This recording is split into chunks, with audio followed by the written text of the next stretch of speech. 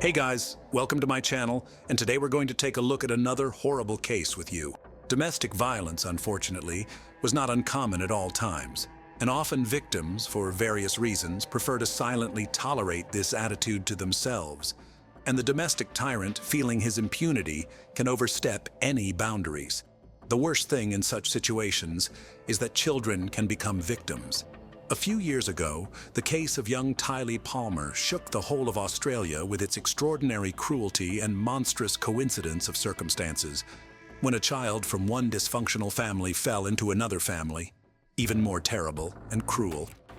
The girl's birth mother, trying to protect her only daughter from her tyrant husband, gave her to another family out of the best intentions. But as it turned out, she put Tyly in the hands of death itself.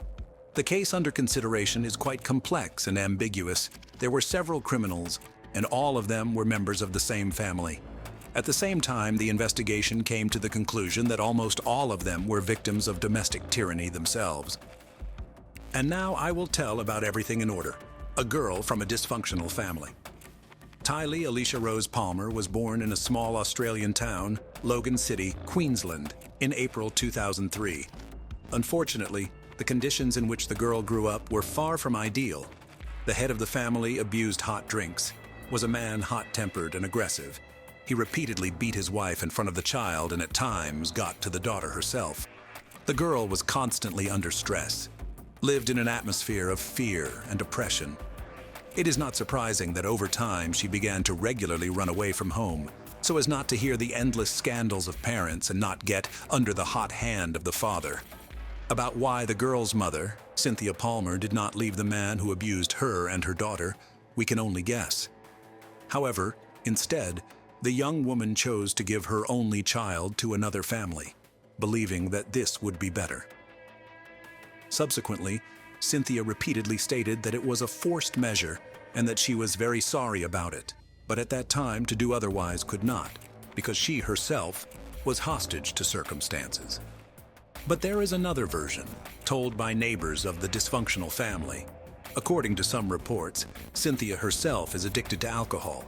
She tried treatment, but to overcome addiction was not so easy. And after another escape Tyly from home, when she was found wandering the streets on the other side of the city, the Palmer family seriously interested in child protection services. Representatives of the service visited the family home and offered help. And Cynthia did not refuse to have her daughter temporarily placed in a foster home. Given the environment in which the girl was brought up, it is not surprising that she grew up to be a difficult teenager with a difficult character.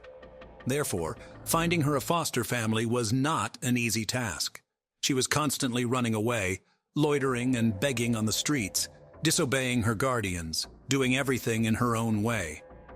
Tyly did not stay with her first two families for long, because her foster parents simply could not cope with her. She did not commit any serious offenses, but she was periodically accused of lying. The girl wanted the comfort of home, but did not imagine what it should be. And any disagreement with the household inevitably ended with the escape of the child, the Thorburn family. In early 2015, it seemed that the perfect foster family had been found for Tyly and was ready to welcome her with open arms. The Thorburn family consisted of 4 people. Spouses Rick and Julia Thorburn were raising 2 sons, Josh, who was already 19 years old at the time, and Trent, who was barely 18. The family lived in a spacious 2-story house with a swimming pool, located in a small country place in the suburbs of Brisbane. They owned their own horse farm, and Julia organized a private kindergarten at home, which was very popular, and local parents willingly trusted the Thorburns with their children.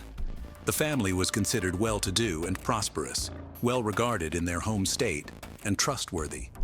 In addition, they had indicated a willingness to take a troubled teenager into their care, which was rare. Child Protective Services decided that this option was the most suitable for Tyly, and in January, the girl moved into a new home. At first, everything went according to the usual scenario. The girl rebelled, refused to live with her guardians, and ran away from them several times. But each time the Child Welfare Service found her and sent her back. But as the months went by, Tyly seemed to calm down, accepted her new family, and got along with them. In reality, however, the outward well-being hid a real drama that soon spiraled into tragedy: the mysterious disappearance of Tyly. The girl studied in one of the local schools, which was located a few kilometers from the house of her guardians, so the foster father took Tyly to school every day and after school picked her up. She made a lot of friends in the new place, who spoke of her as a kind, cheerful girl. But she still dreamed of returning to her home and kept in touch with her biological mother and grandmother. Tyly also occasionally complained of discomfort and even fear, without specifying what exactly she was afraid of. On the morning of October 30th, 2015, Rick drove his car to school as usual and then returned home to do chores. But soon he received a phone call informing him that his adopted daughter had failed to show up for class. No one was particularly worried because the girl had run away many times before, but usually she returned in the evening or the next day. The guardians reported the incident to the police, and almost immediately the search for missing Tyly began. All members of the family willingly cooperated with the investigation and claimed that no conflicts that could provoke a runaway between them and Tyly for a long time has not been. On the contrary, the girl was in good spirits and looked quite happy. According to the head of the family, he took his daughter to school, as he usually did, and then drove back home and tended to the horses until he received a call from a teacher and reported the disappearance of the girl. His spouse and sons confirmed these words. The next day, the Thorburns created a social media page dedicated to the search for Tyly. There they posted information about her photos, the time and circumstances of her disappearance, as well as a description of the clothes she was wearing that day. The couple asked anyone who knew anything about Tyly's whereabouts to report it to them or to the police, but no one ever called. Police also searched the family's home and estate, but found nothing suspicious there. Although the behavior of the foster parents seemed too calm, they had essentially nothing to charge them. Soon, the search operation was joined by many concerned people, sincerely concerned about the fate of the girl. They combed the area, pasted flyers with her photos, and interviewed local residents, hoping to get at least some useful information. A discovery on the riverbank. After a week of unsuccessful searches, 2 fishermen turned to the police, reporting a terrible find. According to the men, on the morning of November 5th, they went to the Pimpama River, but after barely casting their fishing rods, they noticed something strange in the swampy, shallow water. As they got closer, the fishermen were horrified as they realized that their find was nothing but human remains. The police officers who arrived on the call noted that it was the body of a short man, but it was so disfigured that it was impossible even to identify the sex of the deceased. There were no clothes on him, and no personal belongings could be found nearby. The body had numerous injuries that were initially thought to have been left by wild animals in the area. In addition, it was badly decomposed due to heat, moisture, and numerous insects, which were attracted by the characteristic odor.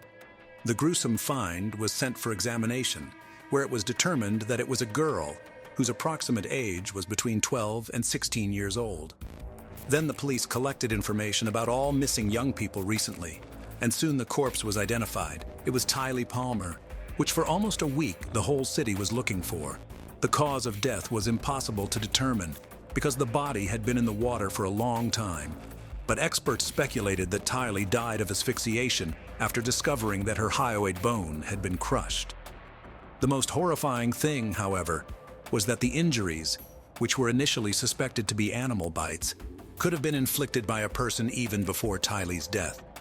It was immediately clear that Tyly's death was criminal in nature, so a criminal case was opened and a murder investigation was launched.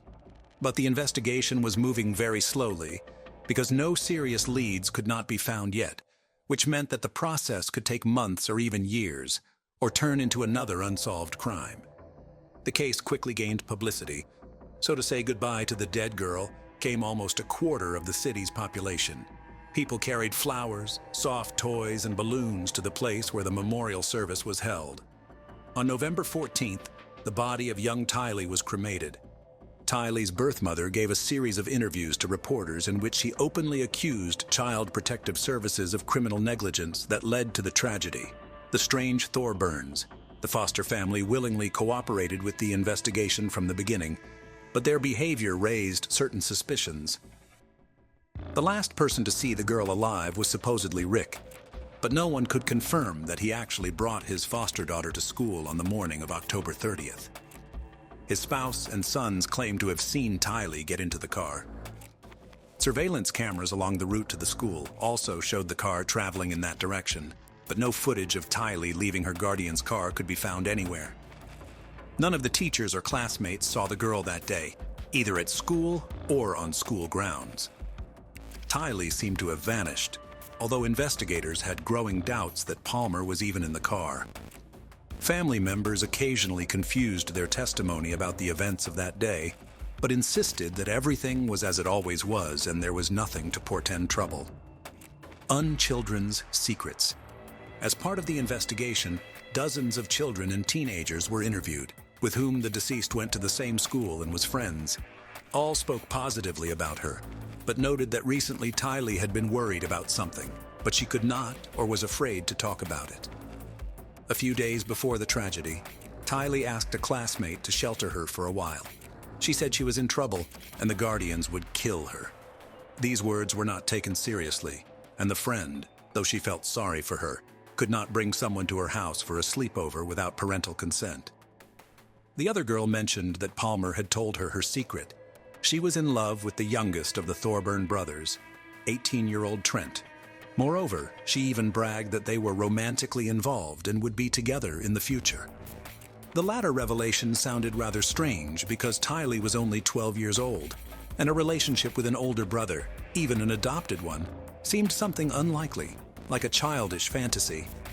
Nevertheless, the information she received was definitely something she had to check out. The members of the Thorburn family categorically denied any suspicions. They called their dead adopted daughter a liar, who wanted to draw attention to herself, and also suggested that the girl's school friends could have made up something themselves or fantasized. There was no solid evidence to suspect the guardians of committing a crime against Tyly, so they remained at large, continuing to do their usual business. Their private kindergarten continued to take children. The farm prospered, and they didn't have to deal with the pain of loss. For several months, the investigation was actually treading on the same ground. Local residents with previous convictions were questioned, and those previously suspected of crimes were checked. But the search yielded no results, and no new leads appeared. Even the announced high reward for any information about the case did not move the process forward. A parallel search was conducted in the area where Tyly's body was found, and a month later, under a layer of silt, were found a backpack and a shoe, which presumably could belong to the deceased. They were found 150 meters away from where the body was. These things were obviously wanted to get rid of so that they would never be found. The whole story gained a wide public resonance. The results of the search and investigation were broadcast on television, published in the press, and the residents of the city organized pickets demanding to find and punish the killer or killers. Some pickets were organized by the biological mother of the deceased, Tyly. Eventually, it came to the point where the police appealed to possible accomplices of the perpetrator, promising them protection and immunity if they named the perpetrator or provided any substantial information. But this appeal also went unanswered. In 6 months, no new clues or avenues of inquiry have emerged. An anonymous call and a wiretap at the Thorburn house. It wasn't until closer to the summer of 2016 that police received an anonymous call that changed the course of the investigation. The anonymous caller said that the Thorburns were looking for a troubled teenager for a reason. They were driven by a mercantile interest, because the custody of troubled children are paid an increased allowance. Anonymous also added that their youngest son, most likely, had an intimate relationship with Tyly, which he himself mentioned in passing before the tragedy. Of course, this information could have been a lie, but detectives remembered that they had already heard the theory that Tyly and her named brother might have had an affair, from a high school friend of the deceased. The investigators decided not just to take a closer look at Trent, but to take a hard look at him. The interrogations yielded nothing, because the guy and his family members continued to insist on their non-involvement, claiming that the girl herself ran away and then got into trouble. The family's social media pages were quietly checked, and one of the chat rooms in Trent's profile revealed a curious correspondence. About a month and a half before the tragedy, he wrote to his cousin that he had intimacy with a girl much younger than him, but her name he did not give. Of course, the dialogue on the social network could not become incontrovertible evidence, but it allowed the police to obtain permission to install listening devices in the Thorburn house, of course.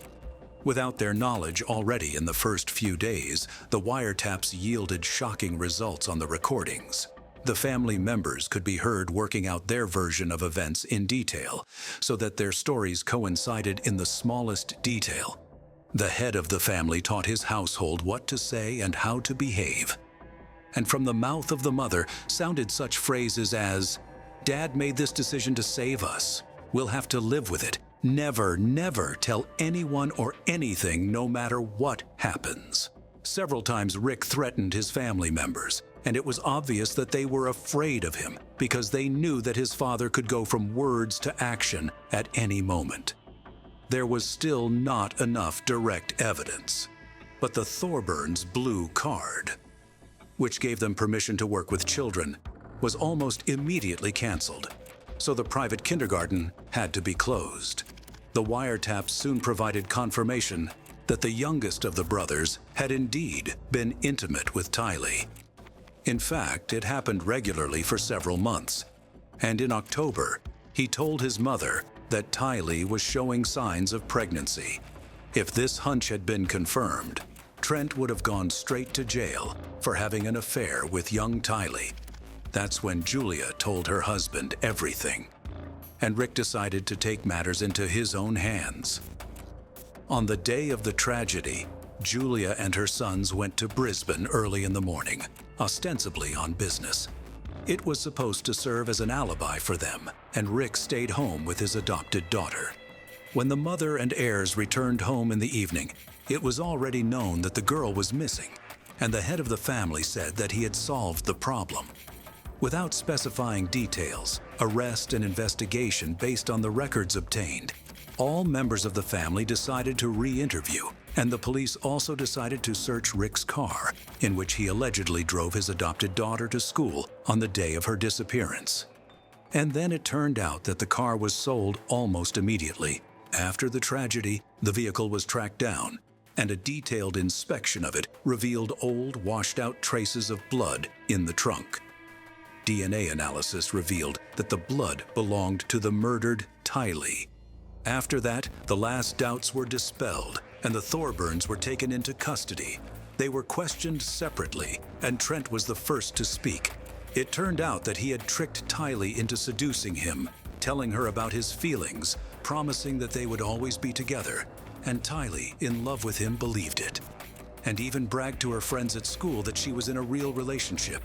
But when she got suspicious about the pregnancy, she realized that the foster father could kill her, literally, and began to ask her classmates to take her in, at least for a while. Rick fought back the longest, but under pressure from evidence and testimony from his family members. He confessed to killing his foster daughter, saying he was just trying to protect his family. He had indeed strangled Tyly and afterward disfigured her body, hoping no one would ever identify him. The possibility of DNA testing Rick somehow didn't think about. When the head of the family was formally charged with first-degree murder, he collapsed and was rushed to the hospital with a heart attack. There, doctors concluded that he had provoked the attack himself by taking a large dose of powerful drugs. They fought for his life for several days, so that the perpetrator could stand trial and receive a fair punishment. The trial and sentencing of each of the family members. The investigation and trial was followed by the whole country, because the Tyly Palmer case became one of the loudest and cruelest in the last 10 years. Each member of the Thorburn family was found guilty, but their sentences were considered by many to be too lenient. For example, the eldest son, Josh, was sentenced to only 3 months in prison for perjury and attempting to obfuscate the investigation. The court took into account his sincere remorse and the fact that he was a key witness against his father and younger brother at the trial. Julia Thorburn received a 1.5 years in prison for perjury and harboring her husband and son. At trial, she admitted that she was very afraid of her spouse and believed that he could also massacre her and her sons. The youngest of the brothers was sentenced to 4 years in prison, which many considered too lenient a punishment for seducing Tyly, perjury, and obstructing the investigation. In fact, the young man served only a little more than 1 year, after which he was released early. The head of the family, who dealt with Tyly in the most brutal way, was sentenced to life imprisonment.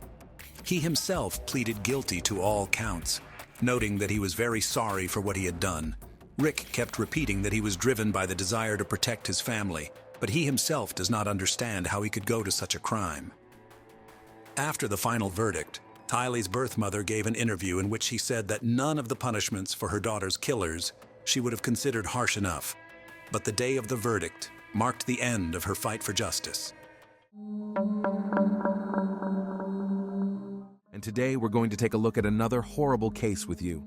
On December 1st, 2022, the Mendoza Criminal Court stood waiting, holding its breath. The atmosphere in the courtroom was tense, and the surrounding area was filled with people waiting for the verdict. On the dock sat a woman aged 32, dressed in a black dress, with white beads around her neck. Her face expressed not a single emotion, and her eyes burned with only equanimity and restraint. She was preparing to hear the judgment that would determine her fate and leave a mark on history. Everyone in the room had known this woman for many years, but now they were faced with a mystery that was difficult for them to understand. Outside the courtroom doors, the approaching footsteps of the judge could be heard, like the pounding of a heart, echoing in the silence and felt in every corner of the place. Everyone knew that what was at stake today was not only the fate of the woman in the dock, but also the truth that had remained in the shadows for so long. There was a whole story behind this woman, the events of which were as mysterious as she was. The truth of this real crime is hidden in the details, and the trial becomes a real challenge for all involved. Marital is a small town hidden among the mountains and valleys of the Argentine province of Mendoza. This is the place where nature reveals its most beautiful colors.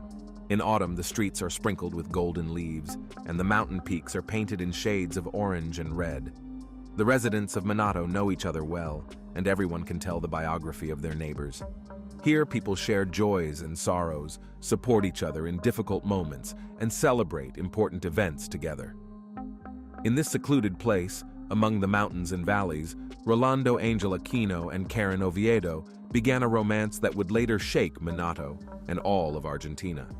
When the streets of the city, surrounded by colors of autumn gold, as if frozen in anticipation of something long awaited, the fates of the two young people of this story intertwined. Rolando, a man with a magnetism capable of attracting the attention of others, could not help but notice the exciting gaze of Karen Oviedo. She was a woman with fire in her eyes, a passion for life, and an energy that instantly won his heart. The young people were very similar in their interests and dreams, and the determination and entrepreneurial thirst of both inspired them. This meeting was an accident that gave them a chance for true happiness. Finally, they found in this relationship what they had been looking for in others for so long. So in 2016, the lovers started living together and opened their own business, a warehouse, which was located in the house where they lived. Karen has always had a special eye for detail, and she lovingly created a sign on one of the windows for customer service. Next to it were lists of items for sale. It was their little corner that they were rightfully proud of. The people of Marital watched this happy and determined couple with interest and respect. Everyone wondered who these young people were and how they managed to accomplish so much. Many people knew Karen from childhood, but Rolando remained a mystery. No one knew anything about his past, except that he came from Bolivia. Rolando not only ran the business with Karen, but also worked at the fair in Guimalin, where wholesale fruit sales were held. Looking at this couple, it seemed like they had found their little paradise on earth. But sometimes, even the strongest and most sincere relationships can face a test. One day, Rolando was taken aback when he caught Karen in the car with another man. His reaction was a flash of anger. In that moment, he nearly destroyed everything inside the interior of the car. The picture of happiness crumbled in a matter of minutes. But then, Rolando agreed to give them a chance. choosing to forgive and continue to move forward with his beloved. In the eyes of others, they remained a model of an ideal couple, able to overcome all difficulties together. Rolando Angel Aquino is an enigmatic figure who was born in 1987 in Bolivia. His exact date of arrival in Argentina remains unknown, like many other aspects of his life. As the eldest of 7 children in his family, Rolando learned from an early age the value of family bonds and hard work. His ideal was a happy family filled with joy and children's laughter. In his youth, he met Carolina Chavez, from whom he later had a son. Despite the difficulties, the couple remained on good terms. Later in his life appeared Soledad Guardio, who gave him another son, Elias. Relationships with Soledad also did not work out. However, Rolando was always a devoted father who took care of his children. He kept in touch and always maintained a warm relationship with the mothers of his children. From a young age, Rolando was a physically fit man who took care of his health by playing sports and playing soccer for the local team. Colleagues and loved ones described him as a kind and very hardworking man. Neighbors in his neighborhood got along well with him, but Rolando always showed a distinct shyness in socializing. Karen was born March 30th, 1990, and spent her childhood and youth in Minato, in the same house where she and Rolando later established their warehouse.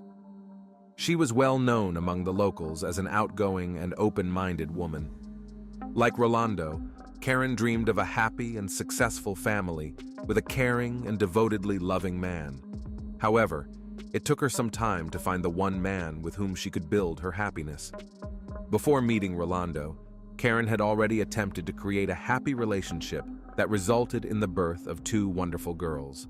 One of her former partners, Raul Ojeda, became the father of one of them, and Karen married him in 2013. However, as time went on, that marriage was on the verge of breaking up. According to Raul, financial difficulties were one of the reasons for the conflict. Worried about his life and in search of new opportunities, Raul decided to leave his family. On the pretext of buying some necessary item, he fled the city and traveled abroad, changing buses to make it difficult to track his whereabouts. In this way, he sought to evade all attempts to locate him. In the summer of 2019, 9-year-old Elias arrived at Rolando and Karen's house. They had many plans for the near future that they wanted to spend together. However, on the morning of July 12, 2019, when Rolando came to wish his son a good morning before leaving for work, he noticed that the boy was not feeling well. The father immediately decided to take his son to the children's hospital to see a pediatrician. There, after examination, it became clear that Elias's condition is critical, and he was immediately sent to the intensive care unit. Despite the best efforts of the medical staff, little Elias died shortly after he was brought to the hospital. The amazing thing was that he left home perfectly healthy, without any unusual symptoms, and arrived at his father's house also perfectly healthy. However, the medical report was devastating. It stated that Elias died of 3rd-degree poisoning, which caused multi-organ failure and cerebral thrombosis. These conclusions left Elias's parents in complete bewilderment, as their son seemed to be completely healthy and active, and suddenly died of an incomprehensible disease. Following their professional duty, the doctors insisted on conducting an additional forensic medical examination. However, Elias's mother and grandmother, dumbfounded by the loss, refused this procedure. Karen offered to cremate the boy's body, but Elias's mother also refused, preferring to bury her son in a private cemetery so that she could come and lay flowers on his grave. Elias's death was a blow that broke Rolando's heart. He was devastated by the unexpected loss of his youngest son. The caring and loving Karen never left Rolando for a moment. She took care of all the business, carefully supported her boyfriend, and helped him through his pain and grief. Over time, with the warmth and support of the woman he loved, the pain began to subside. 16 months after this terrible tragedy, Rolando decided to take a big step and propose to Karen. They got married, and the man was sure that this woman would always be by his side. However, their happiness turned out to be short-lived. On February 6, 2022, Karen returned home after a beauty salon and working out at the gym, and noticed that Rolando began to experience serious health problems. The next day, February 7th, she found a medical ambulance outside their home. Rolando, 35, suddenly felt very ill. After vomiting profusely, he collapsed in the living room of their home, and the housekeeper called for emergency medical help. The doctors allowed Karen to pass to her husband. When Rolando was taken to the Santa Maria clinic, his condition was critical. Despite the efforts of the medical staff, the young man passed away on February 9th. The cause of his death was severe poisoning. Given that Rolando was a healthy man who was active in sports, the medical staff began to ask questions of his wife. Karen confirmed that Rolando was taking medication to remove dark spots on his skin. For specialists, this information was highly suspicious. Tests revealed a significant excess of calcium oxalate crystals in Rolando's system, which is a characteristic sign of poisoning by ethylene glycol, the main component of antifreeze for cars. The investigation into this strange and unexpected death of Rolando became a high priority for authorities. The prosecutor's office was actively investigating the neighborhood where the Aquino couple lived. Neighbors became important witnesses, reporting that Karen had repeatedly given her husband some unknown medication. They were aware that she used these medications to go to a party without her husband. However, neighbors also expressed doubts about what happened to Rolando's son, which led investigators to think and consider the theory that Karen may have only wanted to temporarily sedate her husband rather than take his life. However, the findings of the Technology Crimes Unit officers completely ruled out this hypothesis. Requests for various forensic examinations were sent, and Karen, the wife of the deceased, was thoroughly questioned. Many contradictions arose during the interrogation. The investigating officers called on Karen to name the substance she had slipped to her husband before his death. The woman claimed that it was just a skin blemish remedy and that she had administered it through an IV. However, when she was asked to provide a vial of the solution, Karen said that the housekeeper had already thrown the drug away. A further interview was then conducted with the housekeeper, Claudia Cortez, who denied Karen's statement regarding the discarded vial. She also reported that she had overheard a conversation between the couple in which Rolando expressed dissatisfaction with the medication he was receiving. Karen was detained during the investigation, and her cell phone was seized. Rolando's family, friends, and teammates were shocked by the news of his death. For visitors to the Aquino couple's warehouse and other locals, it was also a shock. No one could understand what had happened or why the father of the family had bid farewell to the world so suddenly. Raul, Karen's ex-husband, was extremely surprised when rumors of a deliberate poisoning began to spread. He claimed that his ex-spouse was always affectionate and never violent towards him. After analyzing the suspect's phone, it was discovered that Karen had searched a search engine for information on the deadliest poisons and how to clear her search history. In addition, records of her 2 ethylene glycol orders from an online store were found. The Agency for Toxic Substances, as well as the U.S. Centers for Disease Control and Prevention, found that it is a synthetic substance that absorbs water and is used in the production of antifreeze. This product is odorless, has a sweet taste, and is extremely dangerous to humans. With the preliminary results of the forensic examination and all the information discovered, the prosecutor's office charged Karen with willfully poisoning Rolando with a poisonous substance diluted with orange juice. Consumption of this beverage caused Rolando's health to seriously deteriorate, and he died. A series of strange and tragic events in the Aquino family forced the authorities to take drastic action. By mid-February, with enough evidence against Karen, an aggravated murder charge was filed. In parallel, suspicions surfaced as to the cause of 9-year-old Elias's death, triggering a new investigation. The prosecutor's office decided to conduct a detailed investigation into the boy's medical history. The mother claimed that Elias was fully healthy and active, and that he had suddenly gone into a coma while at his father's house, from which he never came out. The boy's death certificate indicated that the cause was a malfunction of his internal systems and cerebral thrombosis. However, investigators persistently doubted that Elias, at age 9, could have died of such causes, especially given his overall health. The prosecutor's office requested information about possible purchases of ethylene glycol and received a response confirming that Karen purchased the poison on July 2, 2019, shortly before the boy arrived at the Aquino home. Information from Elias's relatives also confirmed that Karen insisted on cremating his body, but the birth mother rejected the idea and preferred to bury her son. The evidence gathered was enough for prosecutor Claudia Rios to file new aggravated murder charges against Karen on March 4th, related to the poisoning of Elias. On March 14th, a judge ordered pre-trial detention for the woman, who tried to appeal, but the judge rejected it, affirming that she should remain behind bars until the trial began. That trial began 10 months later and was an important step in unraveling this complex and dark story. The long-awaited trial began in the Mendoza Criminal Court, attracting public and media attention. November 28, 2022 was the beginning of the nationwide trial of Karen Oviedo. 2 indictments were pending. The first, led by prosecutor Fernando Guzzo, concerned the murder of Elias, and the second, involving Claudia Rios, touched on the murder of Rolando. When the trial began, Rolando's eldest son, Javier Aquino, who was only 15 years old, appeared as a plaintiff, supported by counsel.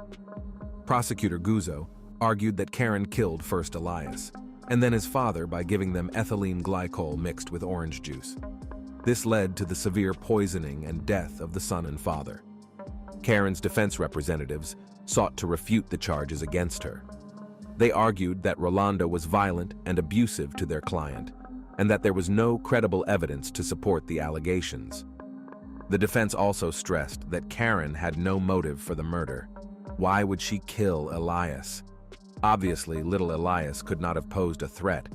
Karen's attorney pointed out that the house, cars, and business belonged only to her. He also argued that her client had not made any purchases through her phone, and why would she have searched the internet for information about poisons when she had already used ethylene glycol to poison Elias, as the prosecutor claimed. The lawyer emphasized that while the actions that led to the deaths of the father and son are heinous, it does not give the right to indict a person until they are fully proven guilty. The defense attempted to sow doubt among the jury by arguing that the charges against Karen were false, and Karen claimed that the antifreeze purchase could have been made by her partner by hacking into her account. She also claimed she had an alibi for when her husband was poisoned. On February 6th, Karen was not at home when he began having health problems. The defendant, known to the media as the Guaymalan poisoner, was given the opportunity to speak after the initial phase of the trial was over. Judge Diego Liberty allowed her to speak, and Karen passionately argued that she was being accused of a horrific crime she did not commit. It was extremely painful for her to realize this, especially since she was the mother of 2 young daughters. The court hearing continued, and it was the turn of witness testimony that revealed new aspects of the case. The prosecution decided to address several questions to Karen. Prosecutor Guzzo, focusing on key points, asked her if Karen had suggested that her son Rolando be cremated. To this question, Karen responded emphatically that the decision on this matter was not up to her, and she had never made any such suggestion. The prosecution called as witnesses relatives of the deceased to reveal further details of what had happened. Soledad, Elias's mother, told the court that after her son's death, Rolando relayed to her Karen's words, in which she suggested that Elias's body be cremated so that both families could keep the boy's ashes. However, Soledad rejected the idea. She also shared her memories of meeting Rolando at the cemetery, where she was told about Karen's jealousy. According to her, Karen even slept in a separate bed, that the relationship between Rolando and Karen was so tainted that the couple slept separately. Another witness was Carolina, the mother of Rolando's first child. She confirmed that, according to her ex-husband, the couple slept separately, but Carolina herself had not had any interaction with Karen prior to the incident. However, on the morning of February 8th, Karen herself called her to inform her that Rolando was sick and in the hospital. Karen told Carolina that her husband had probably taken some medication and was feeling ill. She also asked Carolina to help her unlock her husband's cell phone, claiming that she had suspicions that he was seeing another woman. Carolina was shocked to learn of Rolando's condition, as they had seen each other just a few days ago and he seemed perfectly healthy. She revealed that when she arrived at the hospital, Karen was already there and had gone to see the doctors. Caroline wasn't allowed inside, so she was left waiting. Later, as she was leaving the hospital, Karen told her that no one else was there and everyone had left. This made Caroline very suspicious, and she demanded an explanation from the doctors, to which the doctor announced that the patient had lost consciousness and was not responding to treatment. Caroline then went to the hospital secretary and complained. After talking to Karen, Carolina learned that Rolando had taken medication for skin blemishes, after which he had had an allergic reaction. She claimed that the medication bottle no longer existed because the housekeeper had thrown it away.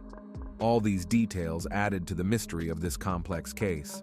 The trial continued, and now doctors and experts stood before the jury to present forensic evidence and the results of a psychological examination. This evidence threw light on details that had gone unnoticed earlier. Dr. Ivana Marinelli, a pediatrician at the hospital, described how she cared for Elias in July 2019 when the boy was hospitalized. She described that Elias was brought to the medical facility with severe breathing difficulties and urgently required intubation. He also underwent a CT scan which revealed a deep cerebral thrombosis. Elias was given a course of intensive care. The doctor also confirmed that the symptoms that Elias had were consistent with ethylene glycol poisoning. This included impaired consciousness, restlessness, and a subsequent coma accompanied by a blood clotting disorder. Despite the best efforts of medical personnel, the boy's condition worsened, and after 5 p.m. on July 12th, cardiac and respiratory arrest ensued. Doctors tried to resuscitate Elias for 50 minutes with the participation of his father, but all efforts were futile. He was pronounced dead at 6 p.m. The jury also read the results of Karen's psychological examination, conducted at the request of the prosecution. In their findings, the experts emphasized that Karen had lied and concealed the truth. She was presented as a person seeking to create an image of a decent person, but in reality she was characterized as cold and cruel. In their conclusions, the experts also noted that a psychological examination was conducted immediately after Karen's husband's death, but did not reveal any emotional effects related to the loss of her spouse. This raised doubts about Karen's sincerity and characterized her as a cold-blooded and self-focused woman. The examiners found evidence of latent hostility and impulsive behavioral reactions in Karen. Finally, Prosecutor Guzzo expressed doubt that Karen was a victim of gender-based violence as she portrayed herself in her testimony. All of this information described the true psychological profile of the defendant. The long weeks of tense waiting and continuous court hearings came to a close. The trial brought many people together in the courtroom, their eyes fixed tensely on the jury and the judge, awaiting the decision that would bring justice to this complex and tragic story. The prosecutor, in moving for a judgment of conviction against Karen, assured the jury that all the evidence gathered strongly suggested that she was the one who planned and committed both murders. She purchased ethylene glycol in cold blood, disposed of the packaging, and disguised it as regular juice. Karen watched her loved ones die without providing help in their moment of suffering. Prosecutor Claudia Rios, who is prosecuting Karen's case for Rolando's murder, provided the court with an ethylene glycol purchase sheet paid from Karen's bank account. The prosecution and the plaintiff insisted that the jury reach a unanimous verdict because that would be the only way to achieve justice in the case. They insisted that Karen Oviedo be found guilty of murder with evidence of extreme cruelty. The defense, on the other hand, insisted that there was insufficient evidence to fully prove her client's guilt. The defense attorney argued that a person can be good or bad, but that it is not always related to the commission of a crime, and that for their client, the death of Rolando and his son was an incredible tragedy and a sad event.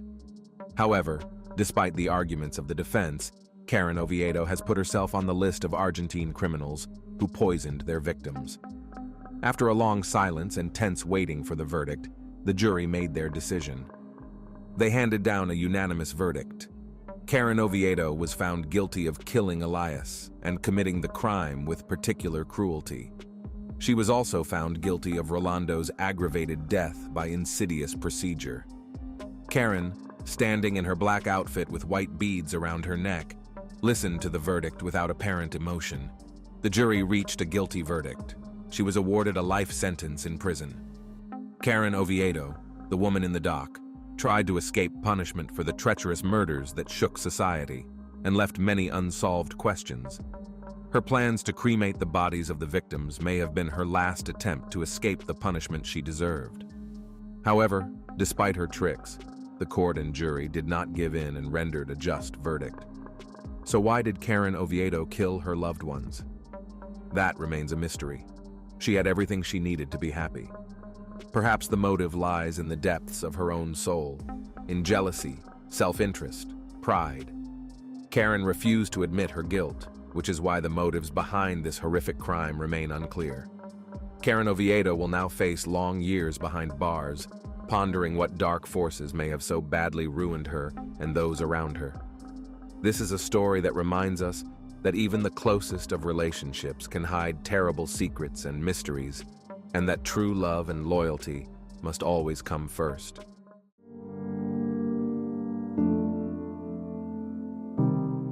The Vaughn family case. What happened on a deserted road?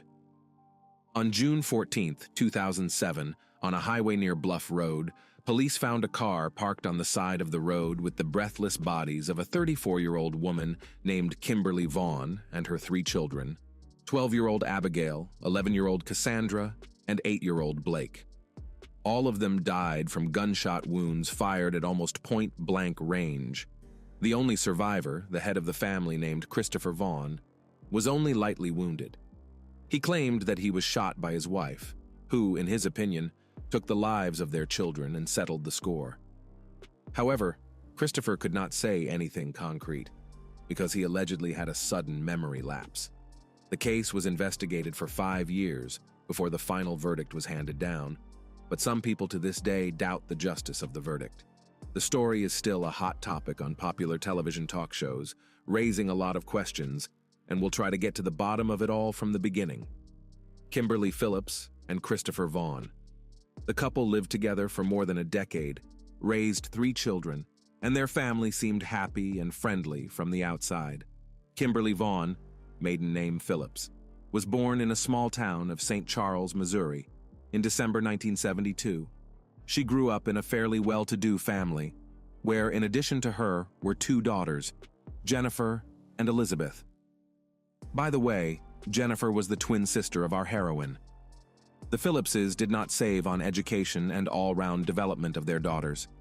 Kimberly, along with her sisters, attended a prestigious school and actively engaged in sports. She had many friends who spoke about the girl as an open, responsive, and very sociable person. Christopher Vaughn was born in the same state of Missouri, but in the neighboring city of St. Louis in September 1974. He was one of 3 sons in a rather modest but very friendly family. In his school years, the young man was seriously engaged in soccer, loved hiking, camping, and family trips out of town. The couple met in the early 90s, and almost immediately a romantic relationship began between them. Kimberly's parents from the very beginning opposed this union because the chosen one of their daughter was a few years younger than her, did not yet have a stable job. In addition, as already mentioned, grew up in a modest, if not to say, poor family. But the young people were so in love with each other that they did not want to listen to anyone. Soon, Kimberly became pregnant, and in the summer of 1994, the couple married. At the time of the wedding, the groom was not yet 20 years old, and the bride was only a couple of years older than him. However, they both seemed quite ready for family life. Their daughter Abigail was born 4 months after the wedding, in October of the same year. Just a year later, the couple had a second daughter, whom they named Cassandra, and another 3 years later, their youngest son, Blake, was born. The first years of family life of the spouses were harmonious and happy. Young people were in love, made great plans for the future, raised their children, and arranged their household. All their children were talented, drew well, actively engaged in various sports, were fond of music, and played in the school drama theater. Kimberly was a homemaker and was busy raising her heirs. She was the head of the PTA in her school class, and the young woman was also the leader of the scout troop, which included all of her children. The head of the family, meanwhile, founded and grew his own small cybersecurity company. A few years after the wedding, the family moved to Washington State, and in early 2000, they settled in a small town in Illinois where they could afford to buy their own spacious house. Then, Kimberly decided to get a law degree and enrolled in one of the local universities, she received her diploma just a month before the tragedy. At first glance, this family seemed happy and strong, but few people knew that soon after the move, the relationship of the spouses became strained. Christopher often traveled to another state for work, where he began an affair with a woman named Jill. This relationship lasted for about 1 year, and one day Kimberly became aware of it. A serious scandal broke out in the family. The husband and wife distanced themselves from each other, and it was going to divorce.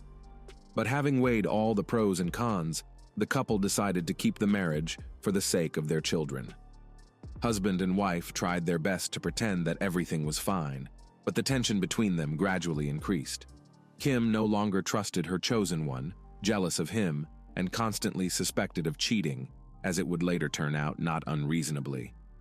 On the nervous ground, the young woman began to have health problems. She suffered from anxiety, migraines, insomnia, and problems with blood pressure.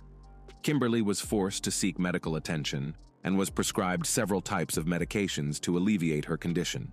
She took them continuously for about a year and also went to sessions with a psychologist, to whom she told about the problems in her family. But despite this, Kimberly remained sociable, friendly, and active. Her husband, however, was described by others as a withdrawn introvert who never expressed much emotion. A fateful trip.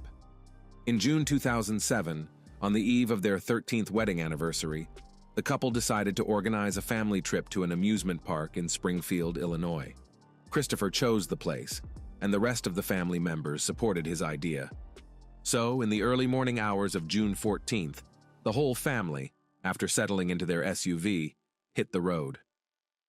A few hours later, the bloodied head of the Vaughn family was picked up by a passing car while wandering along the highway.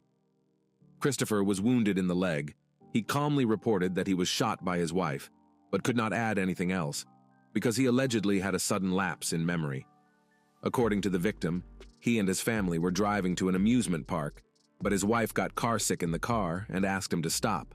He pulled over to the side of the road and got out of the passenger compartment to check the roof rack.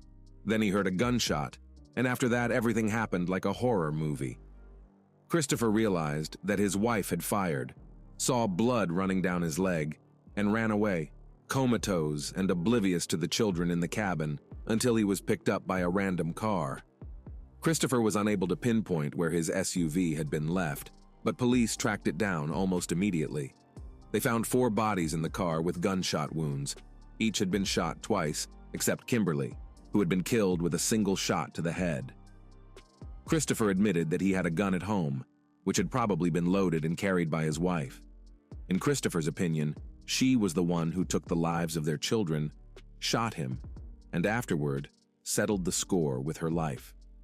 While telling this, he did not show much emotion, and even when the police showed him the pictures of the bodies of the dead family members during the interrogation at the station, Vaughn behaved surprisingly calm, which could not but arouse suspicion. Kimberly's parents learned of their daughter and grandchildren's tragedy from a tactless reporter who called them at home and began asking about their son-in-law and whether he might have harmed their loved ones. In the initial interrogations, everyone claimed that Christopher could not have massacred his own family, and there was probably someone else on the road who committed the crime. However, the police officers who saw the crime scene had a different opinion on the matter from the beginning. They stated that the crime was purely domestic in nature, so no one other than family members were suspected of being involved in the case. At the same time, no specific names of suspects were initially given either. During subsequent interrogations, the surviving head of the family did not recall any new details, but already confidently stated that his wife could have done it all, killed the children, wounded him, and then shot herself.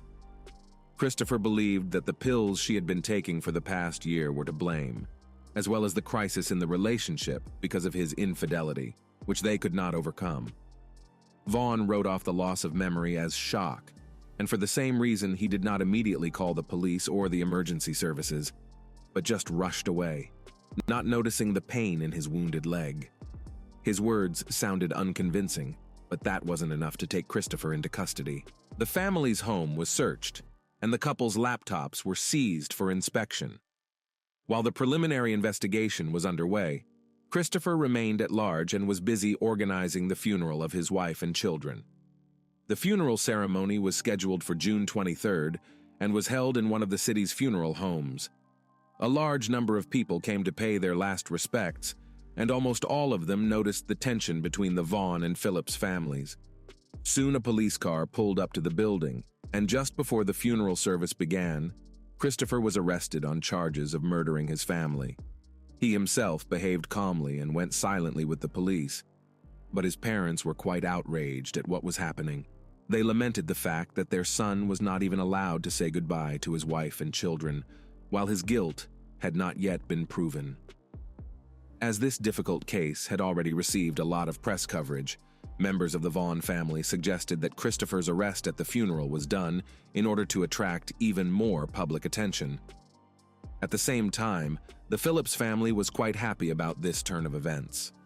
Kimberly's mother said in an interview that she was glad that her daughter was cleared of suspicion of a crime against her own children. From the very beginning, the investigation doubted the veracity of Christopher's words, but he stubbornly wrote off everything on a sudden lapse in memory and claimed that he could not reconstruct the chronology of events, but he was sure that it was his wife who committed this terrible crime. He was just lucky because the bullet hit only the soft tissues of the thigh without hitting the large vessels. During the investigation, it was found that Christopher had an insurance policy of his wife, under which he, in the event of her death, could receive a payment of $1 million. And the more the police deepened in this case, the more convinced that the husband is the main culprit in this terrible tragedy. The investigation itself lasted more than 5 years, and all this time Christopher remained in custody, despite his constant attempts to prove his innocence. A number of serious charges were brought against him, and in case they were proved, Vaughn faced the death penalty. Therefore, under state law, he was provided with attorneys, who were paid from a special fund that provided protection for people facing capital punishment. Christopher's defense attorneys were thorough and tried to shift the blame for what happened to his late wife.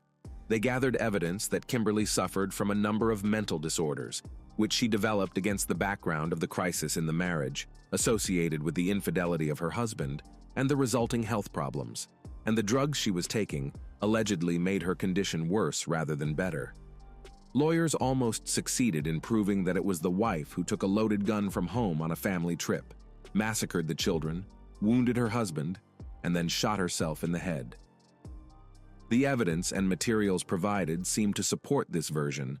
The case was left to be solved. But at this time, the state passed reforms that abolished the death penalty, and therefore Chris lost his lawyers, whose work was paid for by the foundation. They asked for $250,000 to complete the case, but Vaughn did not have that kind of money. Christopher was appointed a public defender who had to deal with the case from the beginning and to build a new line of defense. This time, attempts to exonerate the defendant looked far less credible. The defendant's personal laptop, which was seized during a search of his home, revealed a rather curious and lengthy correspondence with a Canadian resident named Steve Wilet. The two had met on a social networking site about 10 months before the tragedy and began corresponding almost daily. Christopher complained to his new friend that he was deeply unhappy in his marriage, and family life had long bored him. The men discussed the charms of life in the wilderness, away from civilization, talking about hiking in the wilderness, camping and survival skills in the forests, deserts, and mountains. At one point, Vaughn began to persuade his new acquaintance to help him fake his own death so that he could escape from his family. However, Steve did not like this idea, and he refused to participate in it. Then Chris said that he would still leave his family, work, city life, and run away to the Canadian province, where no one can find him. About a month before the tragedy, the accused began to write about a certain Maya, a girl whom he planned to take with him and with whom he was allegedly in love. The police easily managed to find and bring Maya as a witness. She turned out to be a dancer at a local strip club, which Christopher regularly visited. They dated for several months, and all this time, Christopher complained about his unhappy family life. At one point, he offered her to run away together, but this plan seemed to Maya a foolish venture, and she refused. It also turned out that Vaughn had an affair with another young dancer, to whom he lied that he was single and had no children. Wanting to impress the girl, he spent a large sum of money on her in a short period of time and also offered to go to another country with him. The two girls and the pen pal were called as witnesses at the trial.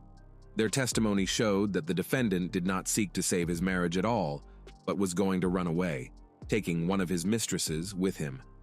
The trial of Christopher Vaughn began in the fall of 2012 and was widely covered by the media. Evidence was presented that he had purchased a gun shortly before the tragedy and had visited shooting ranges several times, where he practiced using the weapon. Notably, the last time he shot at targets was the evening before that very family trip.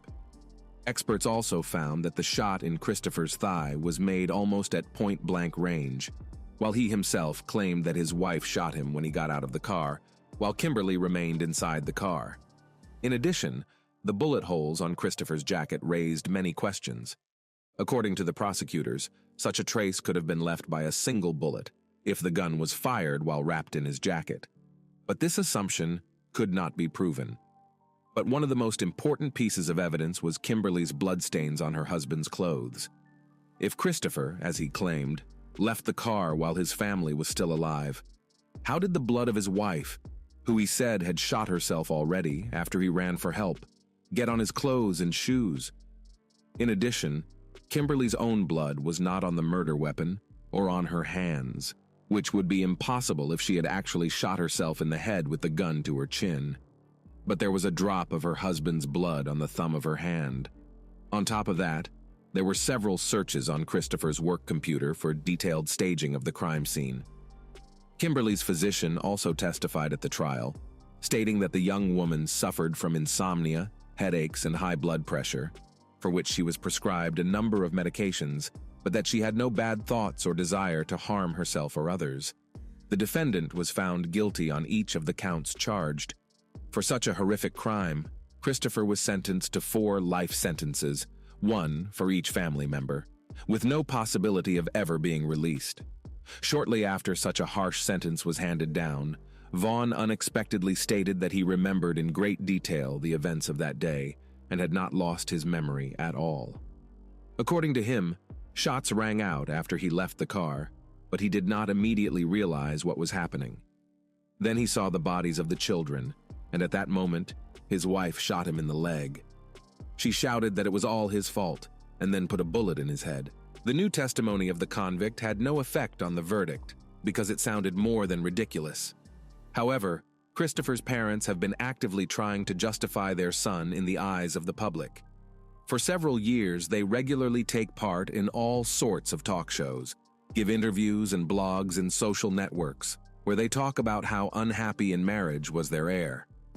They also systematically blame all the troubles on the Phillips family, whose members, according to them, from the very beginning, did not accept their son-in-law and did everything to turn his life into a nightmare. Several petitions for clemency have been filed by the Vaughn family to have Chris acquitted, or at least have his sentence commuted. Several such petitions were addressed to the governor of the state, but he, having familiarized himself with the case file, stated that he had no reason to doubt the fairness of the court's verdict. He called the murder of an entire family, moreover his own, the most horrible crime a person can commit, and no leniency or justification in this case is out of the question.